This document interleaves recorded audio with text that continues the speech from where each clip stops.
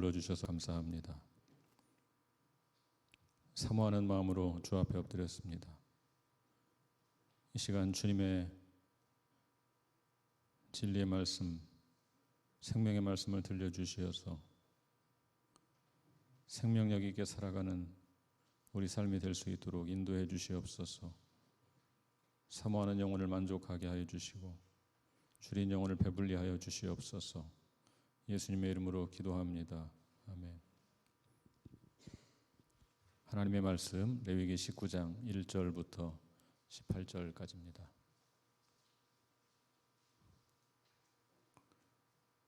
레위기 19장 1절부터 18절까지 한 절씩 교독하겠습니다.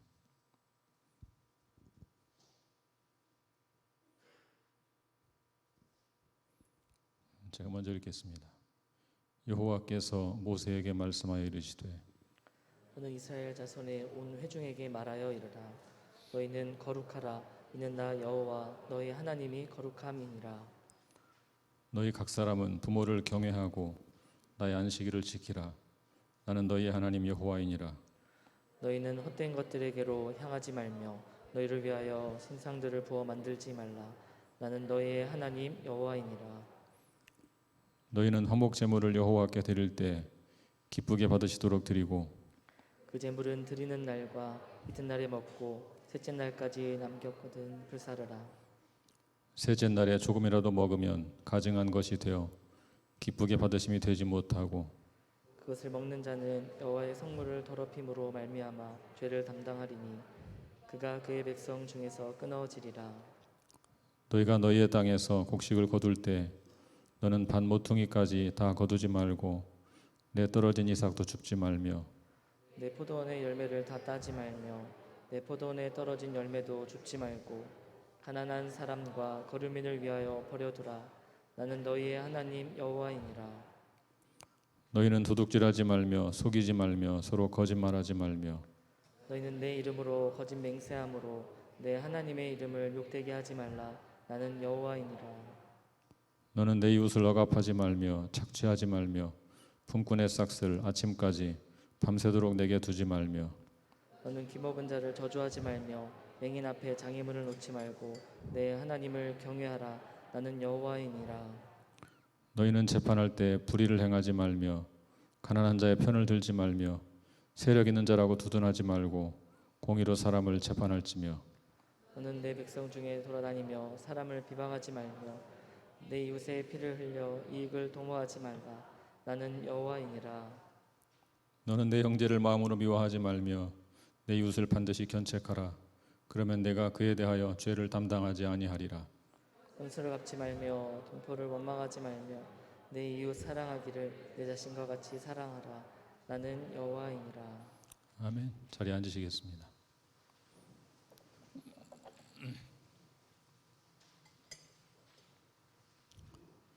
네, 지난주에 함께 기도했던 두 분 성도님에 대한 소식을 좀 나누고 말씀을 전하겠습니다. 우리 양상윤 형제님은 지난 주일 함께 기도하고 통증이 많이 가라앉아서 주중에 퇴원하셨습니다. 감사하다는 말씀을 전해오셨습니다. 최숙희 자매님은 첫 번째 항암 치료 받고 굉장히 구토 증세가 심했는데 두 번째 항암 치료 받고서는 안정이 되어서 편안하게 잠을 잘 수 있었다. 역시 감사하다고 전해오셨습니다. 그리스도 몸인 교회 지체들의 합심 기도가 큰 힘이 있는 줄로 믿습니다. 계속 기도해 주시기를 바랍니다. 지난 3월에는 레위기 전반부를 묵상했고 이달 8월에는 레위기 후반부를 묵상합니다. 레위기의 구조는 그게 둘로 나누어 생각해 볼 수 있습니다. 전반부는 1장부터 16장이고 후반부가 나머지 17장부터 27장입니다. 전반부는 속죄의 주제를 다룹니다.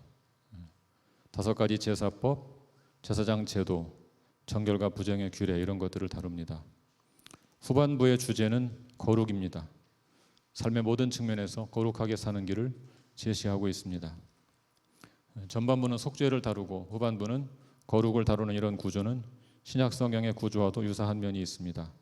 바울의 서신들은 대부분 전반부에서 교리를 다루고 후반부에서 실천을 다룹니다. 레위기 전반부는 의식법을 통해서 주로 이스라엘과 하나님의 관계, 다시 말해서 수직적인 관계를 다룹니다. 반면 레위기 17장부터 27장 후반부는 성결법을 통해서 이스라엘 백성들 상호 간의 관계, 곧 수평적 관계를 다룹니다. 레위기 전반부는 마음과 뜻과 힘을 다해 하나님을 사랑하라는 말씀에 대한 해설로서 제사와 예배에 대한 핸드북이라면, 후반부는 이웃을 자신같이 사랑하라는 말씀에 대한 해설로서 거룩한 일상을 하도록 돕는 안내서라고 할 수 있습니다. 오늘 본문이 레위기 18장인데요, 19장인데요. 18장부터 20장은 내용상 한 단위를 이루고 있습니다. 18장은 금지 규정을 다룹니다. 뭐뭐 하지 말라, 이런 말씀들이 많습니다. 오늘 본문인 19장은 긍정 규정을 다룹니다. 뭐뭐 하라. 그리고 20장, 다음 장 20장은 거룩한 삶을 위반한 것에 대한 처벌 규정을 다루고 있습니다. 오늘 본문의 핵심 메시지는 너희는 거룩하라는 것입니다. 우리 1절, 2절 같이 한번 읽어보겠습니다. 1절과 2절, 우리 같이 읽겠습니다. 시작. 여호와께서 모세에게 말씀하여 이르시되 너는 이스라엘 자손의 온 회중에게 말하여 이르라. 너희는 거룩하라. 이는 나 여호와 너희 하나님이 거룩함이니라. 레위기 19장은 하나님께서 이스라엘 백성들에게 거룩하라고 촉구하는 내용을 담고 있습니다. 본래 거룩함은 하나님의 고유한 속성입니다. 그런데 하나님은 이제 이스라엘 백성들에게 거룩함을 요청합니다. 거룩함은 인간이 하나님과 접촉할 수 있게 해주는, 교제할 수 있게 해주는 고유한 속성입니다. 따라서 하나님의 백성은 하나님과 친해지려면 마땅히 거룩해야 합니다. 자, 그럼 어떻게 하면 거룩할 수 있을까요? 첫째, 종교적 의무를 잘 지키는 것이 중요합니다. 어떤 의무를 지켜야 합니까? 그 중에 첫째로 부모를 공경하고 안식일을 지켜야 합니다. 우리 3절을 같이 볼까요? 3절 말씀 시작. 너희 각 사람은 부모를 경외하고 나의 안식일을 지키라. 나는 너희의 하나님 여호와이니라. 거룩함은 먼저 가정에서 시작됩니다. 자녀들은 부모를 공경해야 합니다. 왜냐하면 부모는 가정에서 하나님이 어떤 분인지 자녀들에게 가르치는 사람이기 때문입니다. 따라서 자녀들은 하나님을 경외하는 마음으로 부모를 공경해야 합니다. 바로 이어서 안식일을 지키라고 했습니다. 부모를 공경하라는 명령과 안식일을 지키라는 명령이 함께 나오는 이유가 무엇일까요? 부모를 공경하는 것이 인간 관계에서 최고의 의무라면 안식일을 지키는 것은 하나님과의 관계에서 최고의 의무이기 때문입니다. 대인관계, 사람과의 관계를 잘 맺으려면 먼저 부모를 공경해야 합니다. 대신관계, 하나님과의 관계를 잘 맺으려면 안식일을 잘 지켜야 합니다. 그렇다면 안식일을 지키는 것이 왜 그렇게 중요할까요? 안식일은 일을 멈추고 하나님을 예배하는 날입니다. 안식일에는 하나님을 예배하면서 우리가 어디에서 와서 어디로 가는지, 지금 어디에 서 있는지 우리의 삶을 점검하고 돌아보아야 합니다. 우리가 어디에서 왔습니까? 하나님께로부터 왔습니다. 하나님의 피조물이고 하나님의 자녀입니다. 그럼 우리는 어디로 갑니까? 우리는 장차 하나님께로 가서 그의 품 안에서 영원한 안식을 누리게 될 것입니다. 우리는 지금 그 순례의 길에 서 있습니다. 그 길을 함께 걷고 있습니다. 매주 예배드릴 때마다 그 사실을 점검하고 다시금 하나님의 자녀로 살기로 결단하는 것입니다. 그래서 안식일을 잘 지키는 것이 중요합니다. 우리는 하나님께로부터 왔으며 장차 하나님 품으로 돌아갈 순례자임을 확인하는 날이기 때문입니다. 둘째로 우상을 숭배하지 말아야 합니다. 우리 4절을 같이 볼까요?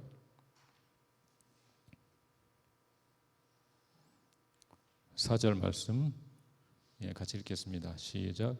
너희는 헛된 것들에게로 향하지 말며 너희를 위하여 신상들을 부어 만들지 말라. 나는 너희 하나님 여호와이니라. 헛된 것들은 헛된 신들을 가리킵니다. 이스라엘은 헛된 신들에게로 향하지 말아야 합니다. 또한 신상들을 만들지 말라고 했습니다. 10계명의 제2계명은 어떠한 형상도 만들지 말라는 것입니다. 이스라엘이 최초로 만든 신상은 아론이 만든 금송아지였습니다. 신상을 만들지 말라는 말씀은 아론의 금송아지 사건이 벌어진 이후에 주어졌습니다. 그것은 명백히 하나님을 거부하는 불신앙입니다. 그러므로 형상을 만들지도 말고 헛된 것, 허망한 것에 마음을 주지 말아야 합니다. 셋째로, 화목제물은 3일이 되기 전에 먹어야 합니다. 5절부터 8절까지 한 절씩 교독하겠습니다. 제가 먼저 읽겠습니다. 너희는 화목제물을 여호와께 드릴 때 기쁘게 받으시도록 드리고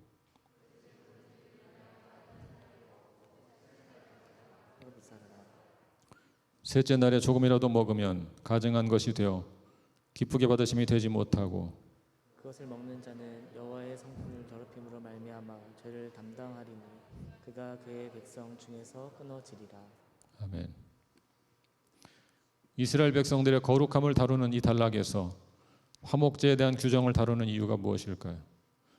그 이유는 거룩은 윤리적인 측면과 제의적인 측면을 모두 포괄하기 때문입니다. 화목제로 드려진 고기는 하루나 이틀 동안 먹을 수 있었습니다. 3일째가 되면 그 고기는 더럽혀진 고기가 되기 때문에 먹어서는 안 되었습니다. 더럽혀진 고기를 먹는 자는 그 백성 중에서 끊어질 것입니다. 왜 이런 규정을 만들었을까요? 소나 양을 드리고 하루나 이틀 안에 다 먹는 것은 사실 불가능합니다. 그럼 어떻게 하면 될까요? 가능한 많은 이웃들과 나누어 먹으면 됩니다. 이런 규정을 만든 이유는 하나님께 드린 제물을 이웃과 나누어 먹게 하려는 것입니다. 하나님이 주신 것을 가능한 많은 사람과 나누어 먹는 자가 되시기를 축복합니다. 그것이 화목 제물입니다. 넷째로, 가난한 사람과 거류민을 위해서 이삭을 남겨두어야 합니다.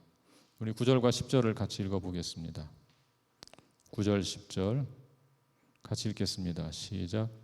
너희가 너희의 땅에서 곡식을 거둘 때 너는 반 모퉁이까지 다 거두지 말고 내 떨어진 이삭도 줍지 말며 내 포도원의 열매를 다 따지 말며 내 포도원에 떨어진 열매도 줍지 말고 가난한 사람과 거류민을 위하여 버려두라. 나는 너희의 하나님 여호와이니라. 곡식을 수확할 때 모퉁이를 남겨두라고 했습니다. 또한 땅에 떨어진 이삭은 줍지 말아야 합니다. 포도원의 열매도 다 따지 말아야 합니다. 떨어진 열매도 줍지 말아야 합니다. 그것들은 가난한 사람과 거류민을 위해서 버려두어야 합니다. 이런 규정은 가난한 사람을 구제하기 위한 것입니다. 자기 땅을 갖지 못한 가난한 사람들은 부자들의 이런 배려로 생계를 유지할 수가 있었습니다. 룻기에는 이런 규정에 대한 신뢰가 나옵니다. 보아스는 이방 여인 룻이 이삭을 넉넉히 주울 수 있도록 배려했습니다. 가난한 이웃과 더불어 사는 것이 하나님께서 원하시는 삶이기 때문입니다. 어떻게 하면 내가 거룩하니 너희도 거룩하라, 그 말씀대로 거룩할 수 있을까요? 첫째가 종교적 의무를 지키는 것, 공동체의 공적 예배를 잘 드리는 것이라고 말씀을 드렸습니다. 둘째는 좋은 이웃이 되는 것, 다시 말해서 삶의 예배를 잘 드리는 것입니다. 어떻게 하면 좋은 이웃이 될 수 있을까요? 첫째로 정의를 왜곡하지 말아야 합니다. 11절과 12절을 같이 보겠습니다.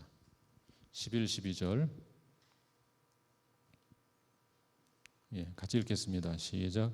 너희는 도둑질하지 말며 속이지 말며 서로 거짓말하지 말며 너희는 내 이름으로 거짓 맹세함으로 내 하나님의 이름을 욕되게 하지 말라. 나는 여호와이니라. 약자를 보호하라는 말씀들 사이에서 레위기는 특별히 정의의 문제를 다룹니다. 9절 10절과 13절 14절은 약자 보호에 관한 말씀을 다루고 있습니다. 그 두 말씀 사이에서 레위기는 법적 정의의 문제를 다룹니다. 약자를 보호하는 것은 반드시 필요한 일이지만 그렇다고 해서 법적인 정의를 왜곡해서는 안 됩니다. 도둑질, 거짓말, 거짓 맹세는 어느 누구도 해서는 안 될 일입니다. 가난한 사람이라고 해서 도둑질하고 거짓말하고 거짓 맹세하는 것을 용납해서는 안 됩니다. 그러면 사회가 무질서하고 엉망이 됩니다.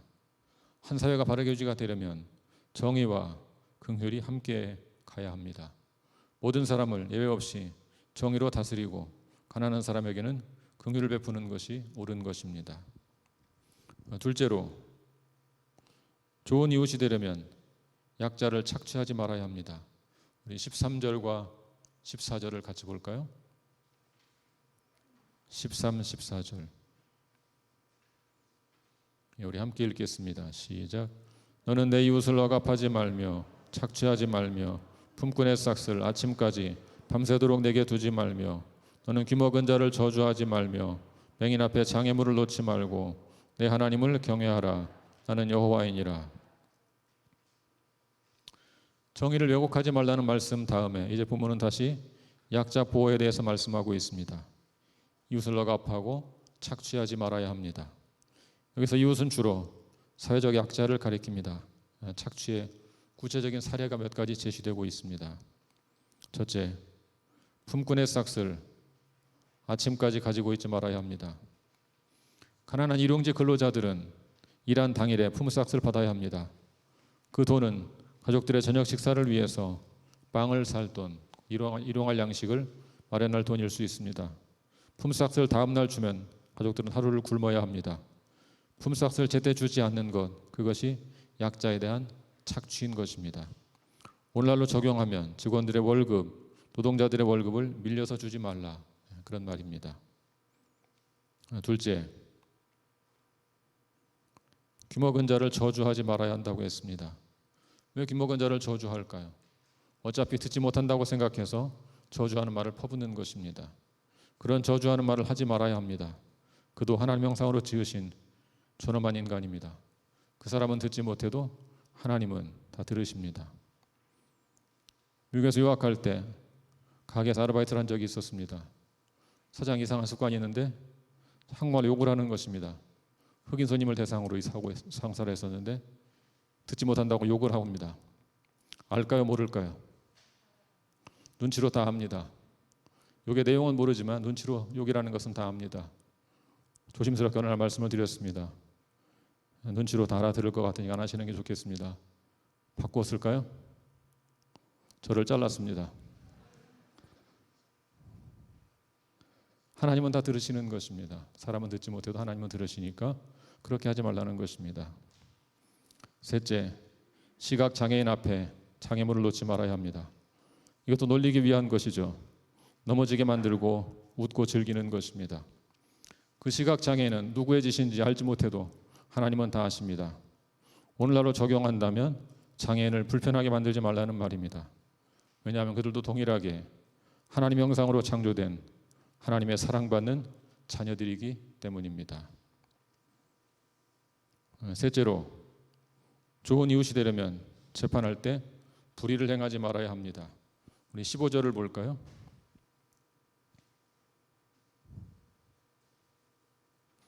15절 같이 읽겠습니다. 시작.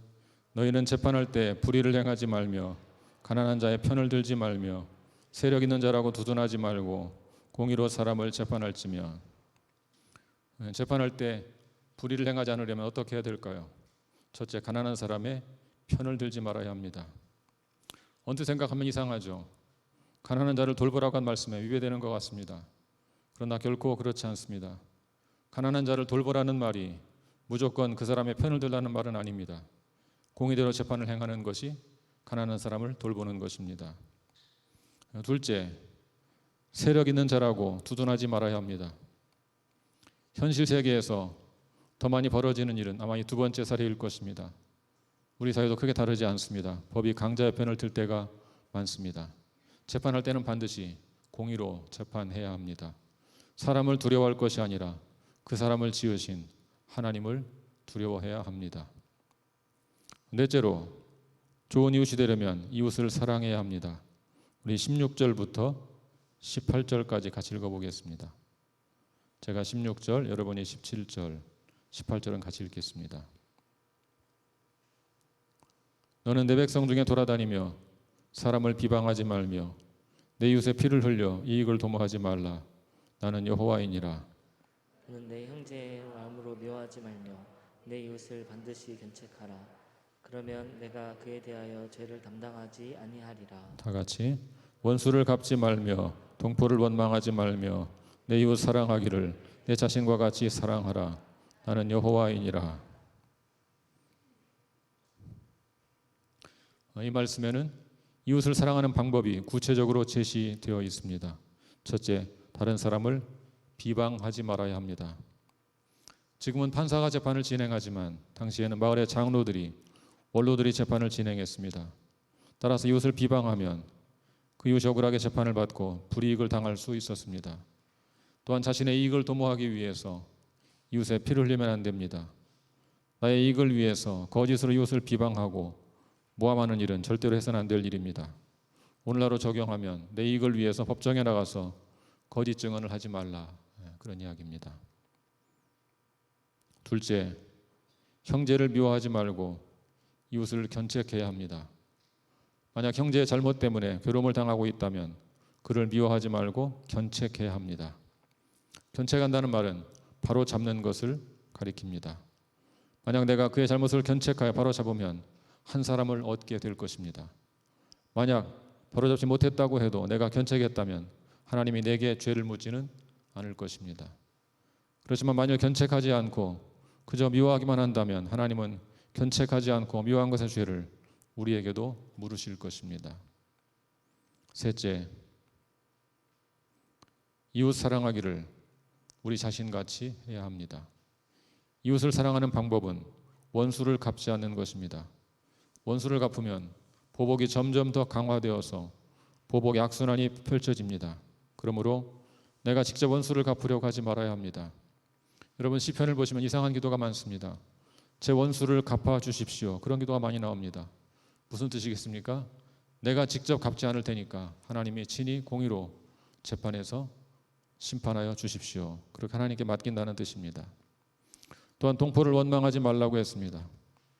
원수를 갚지 않고 동포를 원망하지 않는 것은 사실상 소극적인 방법이죠.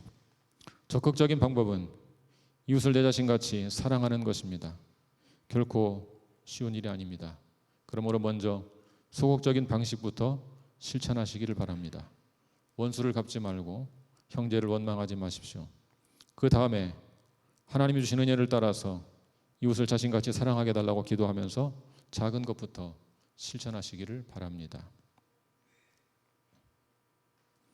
이런 레위기의 말씀을 어떻게 신약적으로 적용할 수 있을까요? 우리 18절을 먼저 한번 읽어보겠습니다. 본문 18절, 같이 읽겠습니다. 시작. 원수를 갚지 말며 동포를 원망하지 말며 내 이웃 사랑하기를 내 자신과 같이 사랑하라. 나는 여호와이니라. 레위기 19장 18절 말씀은 신약 성경 여러 곳에서 율법을 대표하는 말씀으로 인용되고 있습니다. 그 중에 마가복음 19장 31절을 같이 읽어보겠습니다. 마가복음 19장 31절 시작. 둘째는 이것이니 내 이웃을 내 자신과 같이 사랑하라 하신 것이라. 이보다 더 큰 계명이 없느니라. 구약 성경은 하나님 사랑과 이웃 사랑으로 요약될 수 있습니다. 신약도 마찬가지입니다. 신구약 성경 전체를 종합하면 결국 하나님을 사랑하고 이웃을 사랑하라 하는 메시지라고 볼 수 있습니다. 야고보서는 레위기 19장의 말씀을 반복적으로 암시적으로 인용하고 있습니다. 한번 같이 읽어보겠습니다. 레위기 19장 12절 같이 읽습니다. 시작. 너희는 내 이름으로 거짓 맹세함으로 내 하나님의 이름을 욕되게 하지 말라. 나는 여호와이니라. 야고보서 5장 12절 이 말씀을 인용하고 있습니다. 같이 읽겠습니다. 시작. 내 형제들아 무엇보다도 맹세하지 말지니 하늘로나 땅으로나 아무 다른 것으로도 맹세하지 말고 오직 너희가 그렇다고 생각하는 것은 그렇다 하고 아니라고 생각하는 것은 아니라 하여 정죄받음을 면하라. 레위기 19장 15절입니다. 19장 15절 시작. 너희는 재판할 때 불의를 행하지 말며 가난한 자의 편을 들지 말며 세력 있는 자라고 두둔하지 말고 공의로 사람을 재판할지며. 야고보서 2장 9절에서 인용하고 있습니다. 시작. 만일 너희가 사람을 차별하여 대하면 죄를 짓는 것이니 율법이 너희를 범법자로 정죄하리라. 또 레위기 19장 16절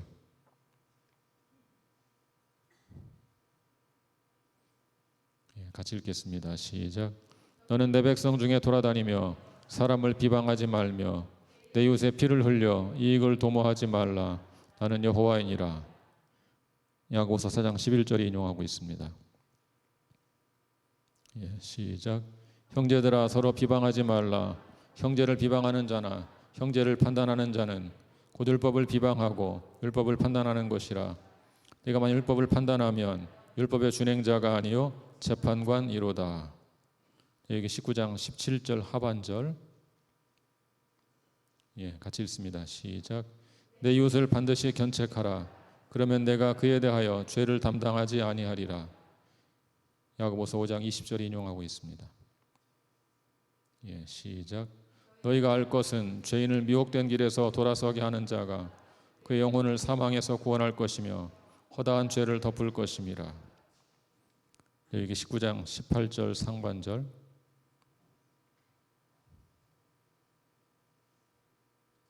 같이 읽을까요? 시작. 원수를 갚지 말며 동포를 원망하지 말며. 야고보서 5장 9절에서 인용하고 있습니다. 시작. 형제들아 서로 원망하지 말라. 그리하여야 심판을 면하리라. 보라 심판주가 문 밖에 서 계시니라. 마지막으로 레위기 19장 18절 하반절 시작. 내 이웃 사랑하기를 내 자신과 같이 사랑하라. 나는 여호와이니라. 야고보서 2장 8절 인용하고 있죠. 시작. 너희가 만일 성경에 기록된 대로 내 이웃 사랑하기를 내 몸과 같이 하라 하신 최고의 법을 지키면 잘하는 것이거니와. 야고보서가 레위기를 주로 인용하는 것을 어떻게 이해하면 좋을까요? 야고보서가 강조하는 메시지가 뭐죠? 행함이죠. 행함. 믿음이 있어 행함이 없으면 소용이 없다. 행함이 있는 믿음을 강조합니다. 그런데 야고보서가 인용한 말씀은 대부분 도덕법에 관한 것입니다. 야고보서는 레위기의 도덕법을 인용해서 우리에게 권면하고 있습니다. 그 말은 레위기의 도덕법은 오늘날도 대부분 적용되는 것이 옳다. 그런 뜻입니다. 율법을 적용할 때는 다음과 같이 세 가지로 나누어서 적용해야 합니다. 첫째, 제사법 또는 의식법은 그리스도 영원한 제사로 완성되었으므로 실제로는 폐지된 것이나 다름이 없습니다. 우리는 더 이상 제사를 드리지 않습니다. 둘째, 사회법은 법의 원리를 추출해서 우리 사회에 맞게 적용해야 합니다. 예를 들어 추수할 때 이삭을 남겨두라는 말씀을 지금 문자적으로 적용할 필요는 없습니다. 그 말씀은 교회가 지속적으로 가난한 자를 구제하는 것이나 국가가 사회복지 혜택을 강화하라는 말씀으로 적용하는 것이 옳습니다. 셋째, 도덕법. 이것은 그대로 적용이 가능합니다. 아니 오히려 더 강화되어서 적용됩니다. 레위기는 이웃을 사랑하라고 했다면 예수님은 원수까지 사랑하라고 했습니다. 이와 같이 구약은 매우 신중하게 적용해야 합니다. 구약은 약속이고 신약은 성취입니다. 그러므로 구약을 해석할 때는 신약의 조명 아래서 해석해야 합니다. 그래야 통합적으로 바르게 적용할 수 있습니다. 신약은 복음의 핵심을 담고 있다면 구약은 정치, 경제, 사회, 문화, 역사 등을 폭넓게 다루고 있습니다. 신약의 조명 아래서 그런 구약의 풍부한 말씀을 새롭게 재해석해야 합니다. 그래야 구약의 그 풍성한 말씀들을 오늘 우리 사회에 적용해서 사회를 바르게 만들어 나갈 수가 있습니다. 신구약을 바르게 이해해서 복음을 더욱 풍부하게 이해하고 살아낼 수 있는 통전적인 그리스도인이 되시기를 축복합니다. 사랑하는 여러분, 주님은 우리에게 거룩하라고 명하십니다. 거룩한 삶을 사는 것은 종교적 의무를 다하는 것으로 충분하지 않습니다. 예배 생활을 바르게 하면서 한 걸음 더 나아가 이 세상에서 주변 사람들의 좋은 이웃이 되어야 합니다. 예수님은 그것을 하나님을 사랑하고 이웃을 사랑하라는 새로운 계명이라고 표현하셨습니다. 우리 그 말씀 같이 읽고 오늘 말씀을 마치겠습니다. 마태복음 22장 37절부터 40절. 제가 한 절, 여러분이 한 절 교독하겠습니다. 예수께서 이르시되 내 마음을 다하고 목숨을 다하고 뜻을 다하여 주 너의 하나님을 사랑하라 하셨으니 이것이 크고 첫째 되는 계명이요 둘째도 그와 같으니 내 이웃을 내 자신같이 사랑하라 하셨으니 이 두 계명이 온 율법과 선지자의 강령이니라. 아멘. 삶의 중요한 결정을 할 때마다 하나님을 사랑하고 이웃을 사랑하라는 원리를 붙잡고 결단하며 나아갈 수 있기를 축복합니다. 함께 기도하겠습니다.